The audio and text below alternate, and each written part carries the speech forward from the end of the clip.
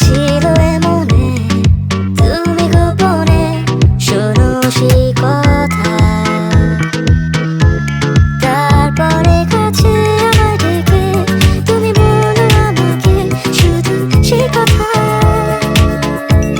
বলো না তুমি সেই সব কিছু যা যায় না বলা, ভুলে সব ধরনের ভাবনা ভুলে যাও না।